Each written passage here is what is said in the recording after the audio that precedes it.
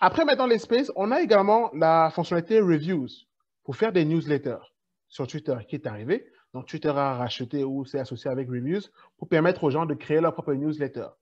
Je sais que toi, tu as une newsletter et honnêtement, je pense que tu comprends l'importance de faire une newsletter. Mais maintenant, la force de lier ça à Twitter, c'est laquelle?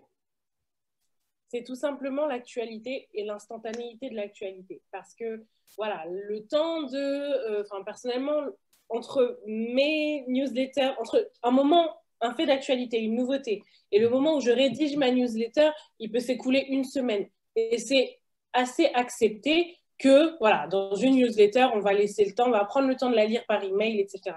Tandis que là, sur Twitter, en fait, dès que je vois cette actualité, je peux tout de suite commencer à écrire, commencer à rédiger, commencer à informer les gens. Et donc, du coup, ça me permet d'être plus régulière dans ma création de contenu, d'être plus régulière, en fait, dans le contact que je tiens à garder avec mon audience et forcément d'être assez pertinente dans mes analyses, etc. Et c'est vraiment c'est toute la force de Twitter, l'instantanéité. C'est une très bonne chose qu'ils aient décidé de mettre cette force au service en fait de la rédaction de newsletters parce que ça crée un rythme, ça crée un momentum et puis c'est une très bonne manière encore une fois d'attirer les personnes qui ont raté ce qui était important à suivre sur Twitter vers la plateforme. Voilà.